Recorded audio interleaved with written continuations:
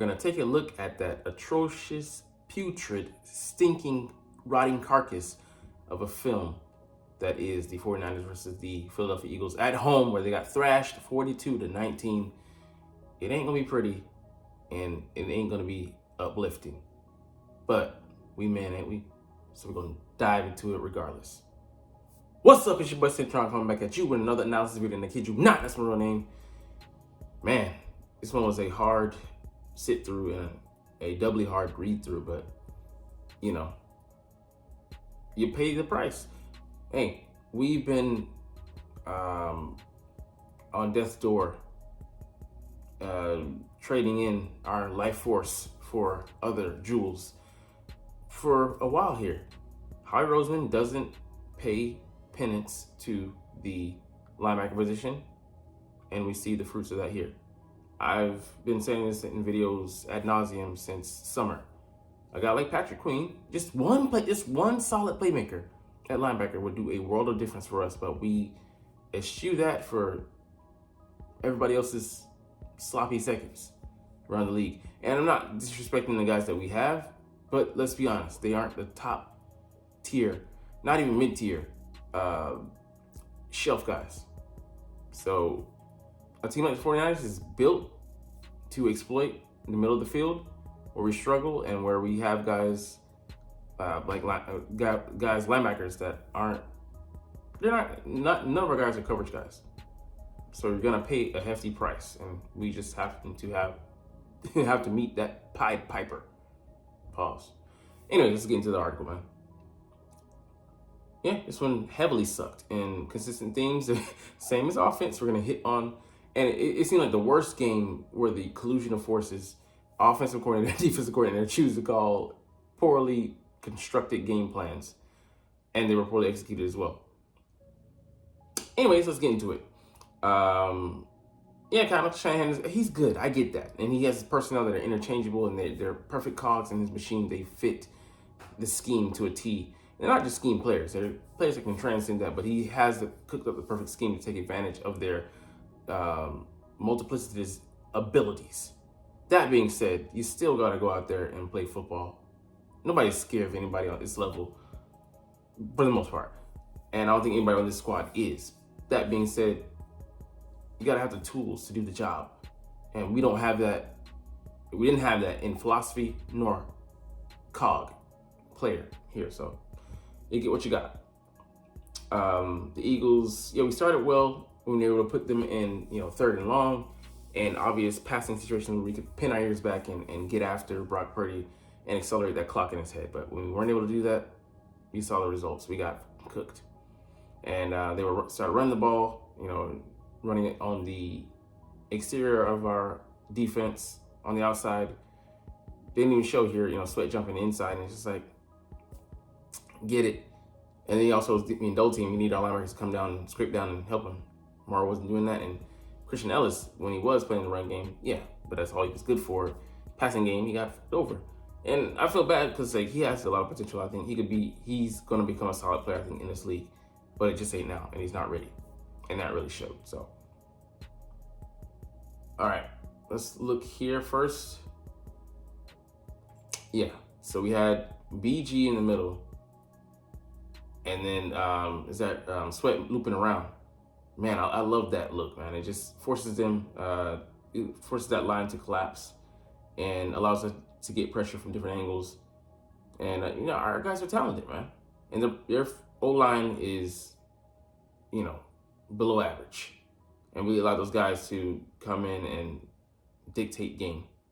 But also, we'll get into it later, but, our guys playing on the edge a high number of snaps.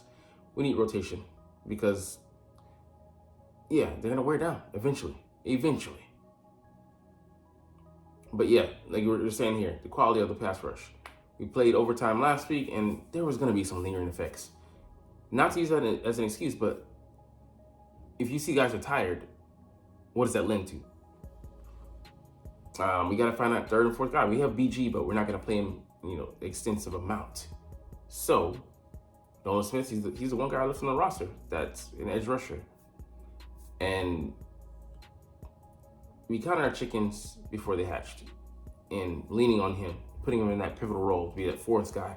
I don't even need four guys because you can, give Sweat, both, Jay Sweaty and Redick a proper rest and put those two in the game and have not a significant drop off. Then you're good to go. But we don't have that as currently built, as is.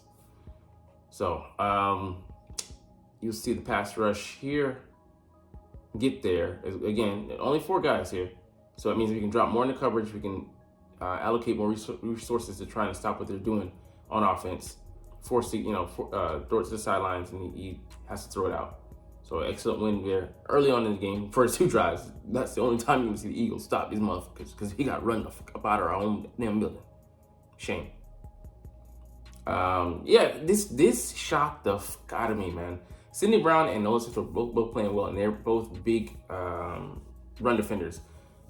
Sidney Brown being the safety version, and Nolan Smith, as a rookie, he, did it well at Georgia. He's an excellent run defender. So we had them out there. I would have tried to substitute where I can, have them at least cover some space. They couldn't have. Sidney Brown couldn't have been worse than definitely Christian Ellis, and Eli Ricks was just atrocious. I would have rather thrown Sidney Brown out there.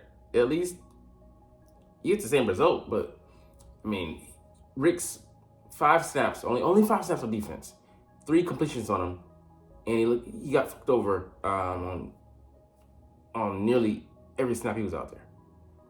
Just, it was a detriment to our defense. And why are you still lining him up out there? Why? I didn't see Bradley Roby on the other side, so what in the fuck is he doing? Taking a break? Because it's a very costly one. Not offering you anything there. He's a net negative. That's tough, man. And then having Nolan Smith out there, at least he can cover some ground. So I'm not sure where we're gonna go with that moving forward, but I don't know why they have so much confidence in Eli Ricks. And I get that he showed us something early in the season, playing within the confines of the defense, being covered by other players, but those other players are trying to cover their own ass right now. We don't have the luxury to look out for him. So, all right, but just look at the snap, man. You can see Nolan here, and then Sidney behind him. Just Nolan blows the play, and then that combination of speed from those two, that's a feature right there. Just dynamic. I want to take a look at that again because I didn't see that he blew up this play with his speed. Engaging, and then he forces him to string it out and then bring it back inside perfectly where you want it. That's a perfect stop.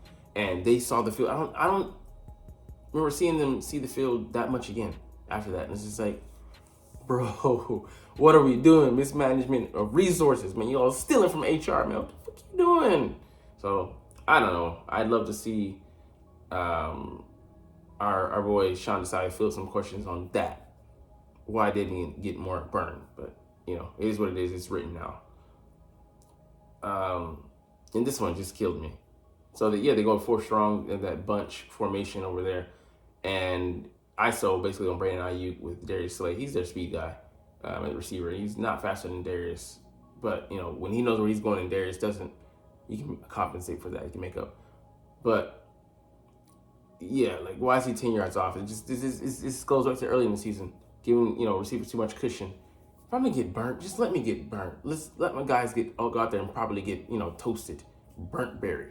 But that being said, adjustments here, and we haven't made that yet. We're still having corners play this far off in the scheme, and you can see here as well, Slay playing that far. He's not gonna do anything. It's super bend but don't break.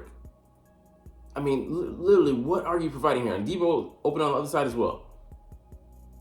There's nothing underneath defender. There was nobody running in this area.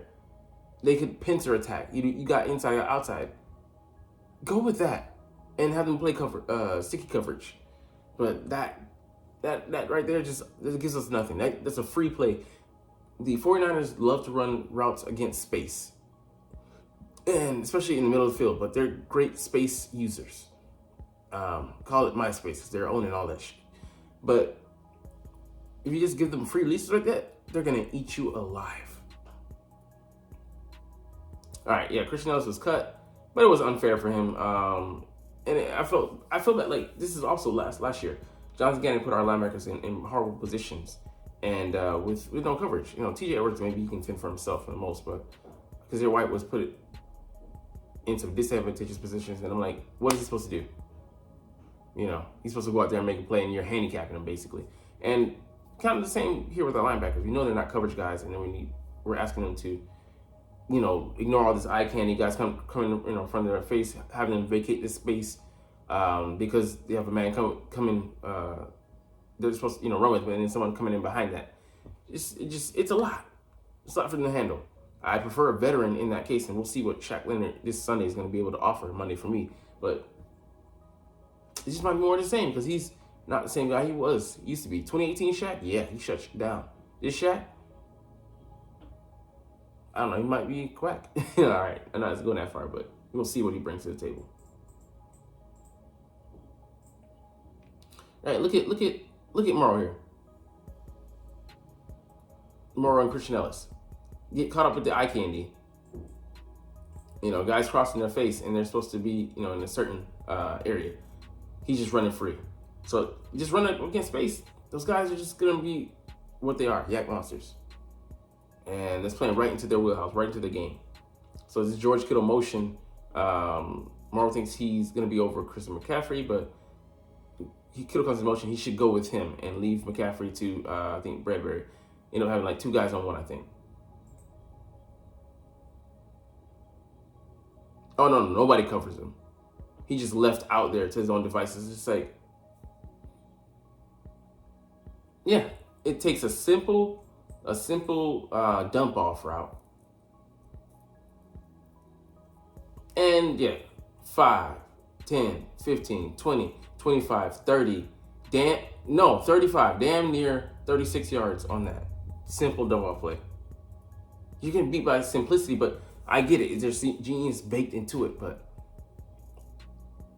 you can't allow an offense to come in and overload you like that.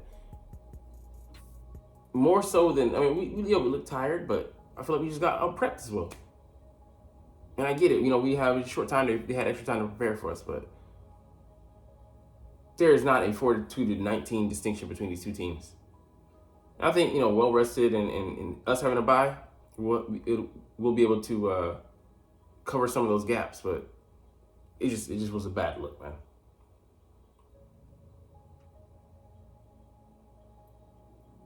All right, Blankenship, he decides to stop running that area, but he doesn't feel him because Ayuk he blocks, but he's not blocking, so somebody's got to count for him. So it's got to be Reed Blankenship in this case, and of course he put that squirrel on his shoulders. He won't, deny it either. But you see him there sifting into the trash, and he gets lost in the shuffle. Similar to Kevin Byard in a similar situation in Kansas City, Justin Watson. Everybody's playing their man, and he got lost in the shuffle. I'm like, bro, you had one job. Reed, you had one job. Not let anybody at least get deeper than you. And yeah, it's just lost in the shuffle there, and it just one of the early plays that doomed us because we were set up for field goals and they were going in for touchdowns. This might have been, I think this was their first score of the day. And, from there, 7-6, we had worked hard to get 6 points and they just wiped it out, our advantage in an instant. Yeah. Ellis here being abused in pass coverage. So here, what does he do? He gets on the run fake, I think. So let's go back and look at it. So yeah, he gets caught in the fake. Bro, there's already someone there. If he doesn't, get it, cool. Yeah, it's probably might be enough explosive play potentially, like Morrow, we're gonna get to in a second. But before you try to farm the next man's land, do your job, bro. You're gonna shoot the gap, like he's thinking he's gonna get the explosive, explosive negative play. I know that's not the correct terminology, but I'm just frustrated right now. So and get him in the backfield. That would be great, but bro, think about it. Think about the numbers, percentages. What's the percentage of the 49ers wanting, leading you to that play or letting that play happen? Alarm bells should be ringing in your head. No, don't trust what they're trying to they're trying to do to you. There's a punch coming here, like, you know. So I mean, it's just the secrecy, man. That just gets you. Jordan Davis here being pushed off the ball. We highlighted this yesterday in the offensive article, film breakdown, but they may be able to get double teamed. This is not something that we can't do. Combo blocking, getting up to the next level, and because you're not worried about these guys on the outside. If they stop you in some extraordinary feat, are able to come in and loop around and then pull them backwards, you got to just chalk it up. You know, they defeated the scheme single-handedly. Maybe Micah Parsons is able to do that, you know, some plays. Cool, but they're going to run it right at the teeth of you. So that means you have to, you know, strengthen this. And I get it, they can't play over the top, inside too much, because they'll just, you know, alter the play and audible and expose that area of the field. But you only have 1, 2, 3, 4, 5 on 1, 2, 3, 4, 5, 6, and then potentially more because they're going to motion somebody in. We're losing the numbers game, and then your combo on your players, and it creates that push, that space. He comes in there and pushes behind them, and it's just a wrap. So you add him to the numbers, and then they motion to, you know, seal off other guys on the backside. It's just man, it's just a defeated play. You know, you were not able to get, you know, to push to defeat that. And yeah, guys, you know, Jordan Davis tired. These guys are playing a lot of snaps. We need more rotation, but we went lighter at D tackle because we were looking at other pieces, and it's such a difficult balancing act. Balancing the roster. You go light here, we have to sacrifice there. You want to have more strength here, but can't afford to keep everybody. And I just, you know, finding the best combination of 53 guys is an impossible task. All right, the simple check down here, man. Yeah, it's crazy. Like the motion there, we get caught in, and you know, he's filtering through. Let that guy just have that, right? I put that on him. He's got to come down and have a better contain on that guy. On Deebo coming out the backfield, and yeah, they get so much, you know, so many things happening. So your head's, you know, maybe spinning a little bit as a defender, but yeah, just got to be better. Assignments. Okay, so we didn't match in Eli Ricks, so it could have, you know, been on some cover 8, cover 9. We go in cover 3. But not cover 4 match. So instead of having, you know, guys play, you know, to the second routes, yeah, we got guys just running for you because he chose running the option. That's on Morrow there. That's a tough ask. He's got a head of steam coming out the backfield, and he's got a two-way go. At least if he goes to the sideline, like, cool. I mean, I'll take that. But he chose the worst option. Over the top, and he was left standing there like, oh damn, he didn't go to the sideline like I thought he was, and an explosive play. So yeah, man, just overmatched, and then, you know, with film study tendencies, you know, kind of what they're gonna run out of some formations, and you see how, like, the Seahawks and Cardinals, who don't have the talent, play them. Division opponents are always gonna have an advantage over some, you know, nobodies playing these type of teams. Just is what it is. Yeah. I mean, but yeah, this one, if we rally tackle here, if he makes the initial tackle and you have other guys there, like another guy in that area, it'll be, it would be, what do you call it? Maybe like it'll be like a 8-yard, 7-yard gain instead of being a 40+ yard touchdown. And then, yeah, the guys got to be able to get off of tackles and to help there. But I mean, I get Deebo's a beast to stop once he's, you know, got up to top speed. But that being said, yeah, Morrow there. I'm trying to figure out. He's got that, and then coming into this area, you gotta make the tackle. Gotta make that tackle. It's over. It's over. You know, he's trying to make up, but there's nothing you do at that point, man. All right, but you know, that was the game plan. That was the gameplay. Just sucked ass thoroughly. So we'll see how the Cowboys game goes, but if they don't make adjustments, we're gonna lose the advantage that we have. So a lot at stake here. All right, last thing we're gonna get to the final injury report. So it's a full go on everybody. So everybody that has an injury designation is set to play, and that's great news because Zach Cunningham, we need him. It was full practice the last day. Fletcher Cox 2 days in a row. Darius Slay full practice after not practicing at all. Julio Jones limited, but he's slated to play. Jack Stahl 2 full days. Dallas Goedert 3 full days, so he's super ready to go. And Grant Calcaterra 3 full days, so the ankle is feeling a lot better. So it's maybe a slight sprain. So we got lucky, fortunate in that area. Yeah, the only guy who's out is a backup. So everybody else, they ramped him up, backup.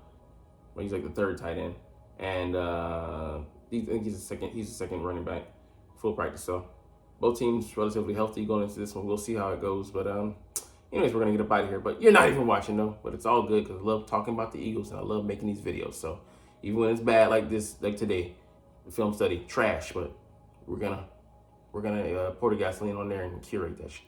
Anyways, like I said, we're gonna chunk deuces. But as always, it's fly Eagles fly, and let's motherfucking go. Like, comment, share, and subscribe Thanks for watching. Check me out at Centron Anime, Centron Life, or Centron Laughs, or other social media.